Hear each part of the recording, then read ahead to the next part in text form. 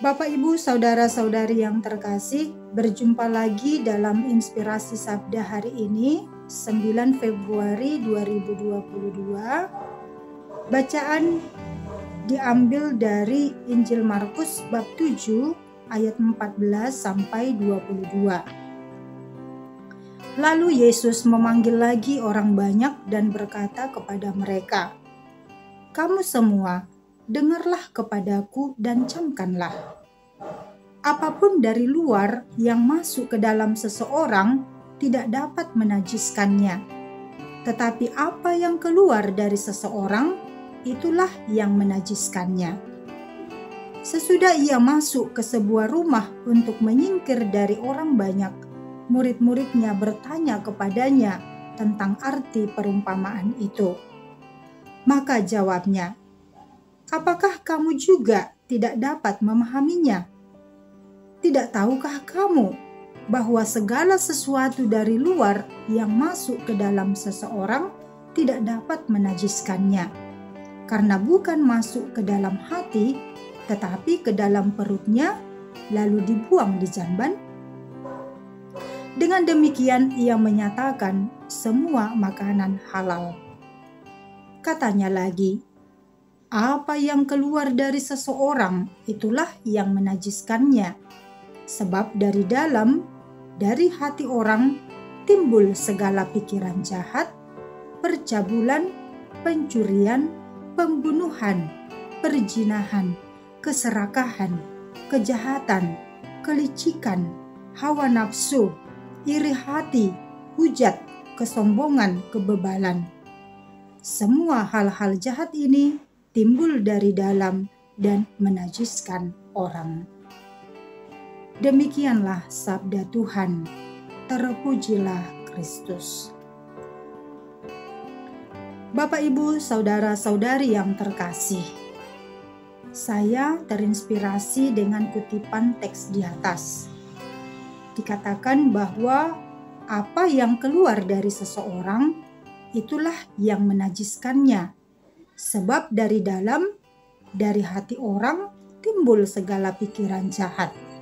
Timbul percabulan, pencurian, pembunuhan, perzinahan, keserakahan, kejahatan, kelicikan, hawa nafsu, iri hati, hujat, kesombongan, kebebalan.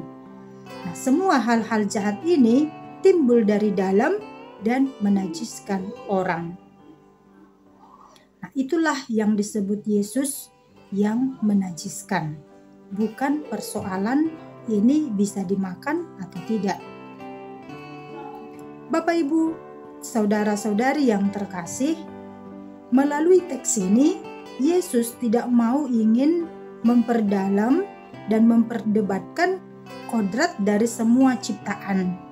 Seperti misalnya, apakah ini boleh dimakan atau tidak, apakah ini haram atau tidak. Nah, sebab itu bukanlah hal yang terpenting dalam misi pewartaan Yesus. Nah, sejauh kodratnya adalah untuk dimakan, ya, seperti misalnya ayam. Ayam sudah menjadi kodratnya menjadi lauk bagi manusia. Nah, itu sah-sah saja, ya, sebagai kodratnya. Nah, sebab dikatakan juga bahwa pada masing-masing ciptaan itu sudah ada nilainya pada dirinya sendiri, sesuai dengan kodratnya sebagai ciptaan. Bapak, Ibu, Saudara-saudari yang terkasih, sudah menjadi umum orang Farisi mengartikan hidup saleh dan berkenan di hati Allah adalah jika mereka melakukan tindakan-tindakan lahiriah, ya, seperti mencuci tangan sebelum makan, ya, tidak makan makanan yang sudah bermalam atau makan, ya, yang tidak diharamkan. Sikap-sikap demikian itu sungguh mereka patuhi dan taati, sehingga orang yang kedapatan melanggarnya akan dicela, ya, dan dipandang tidak najis atau tidak suci di hadapan Allah. Nah, menurut penghayatan iman saya, mengamalkan iman dengan tindakan lahiriah seperti rajin ke gereja, berdoa, berderma adalah penting ya, dan sungguh-sungguh penting. Nah, tetapi hendaknya penghayatan iman secara lahiriah itu selaras dengan sikap dan perbuatan kita terhadap sesama. Nah, karena ada orang tampaknya rajin ke gereja, rajin berdoa, berderma, nah, tetapi melukai hati sesamanya. Kehadirannya tidak disukai banyak orang. Mungkin karena memperlakukan orang dengan kasar, memfitnah, membicarakan kekurangannya dengan berlebihan, kata-katanya menyakitkan. Kalau ada yang butuh pertolongan, sulit untuk menolong. Nah, hal-hal yang seperti inilah yang dimaksudkan Yesus itu menjadi najis, tidak sesuai dengan kehendak Allah. Karena itulah Yesus mengatakan yang najis itu bukan apa yang kamu makan. Sejauh yang dimakan adalah kodratnya untuk dimakan, hal itu sah-sah saja. Tetapi yang dimaksudkan najis oleh Yesus adalah segala yang timbul dan keluar dari hati yang jahat, seperti yang dicontohkan tadi. Nah, Yesus tidak menghendaki itu. Yesus menghendaki adanya cinta kasih, penerimaan yang tulus terhadap sesama. Nah, itulah visi dan misi Yesus datang ke dunia, yakni mencintai semua orang, menerima dan merangkul semua orang, terlebih yang tersesat, yang berdosa, yang dijauhi sesamanya.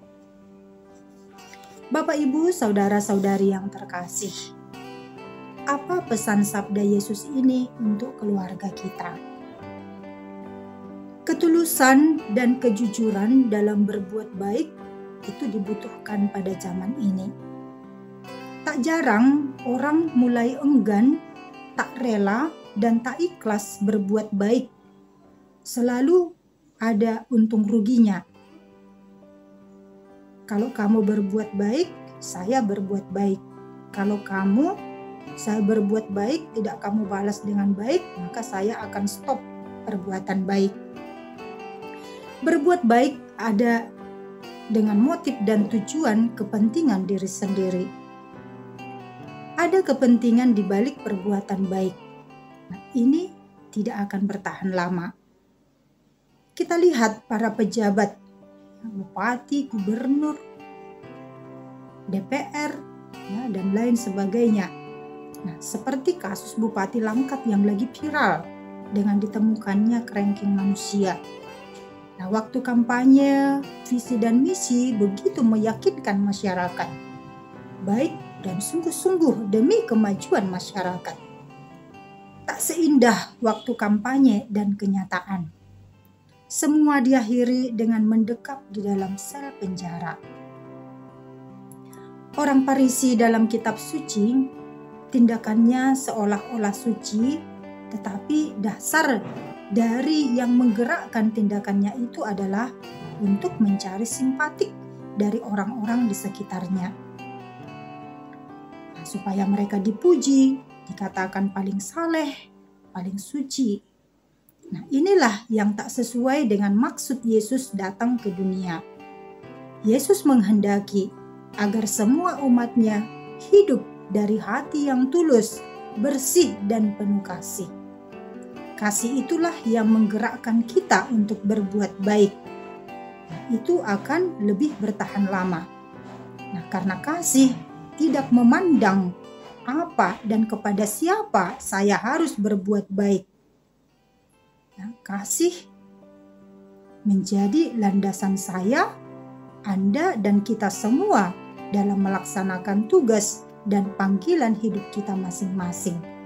Entah itu sebagai biarawan-biarawati, sebagai orang tua, sebagai anak, dan apa saja yang menjadi tanggung jawab kerja kita masing-masing, kita melakukannya didasari atas kasih. Kasih yang tulus, kasih yang jujur. Mari kita berbuat baik dengan ketulusan dan kejujuran untuk menghidupi kasih. Hal inilah yang perlu kita terapkan dalam keluarga kita, di dalam lingkungan kerja kita, di masyarakat, dimanapun kita berada. Ketulusan, kejujuran, keikhlasan itu menjadi dasar bagi kita untuk berbuat baik. Ya, terlebih kasih, sebagaimana Yesus mencintai kita, mengasihi kita. Nah, itulah yang mendorong kita, yang memotivasi kita untuk berbuat baik. Tuhan memberkati kita. Amin.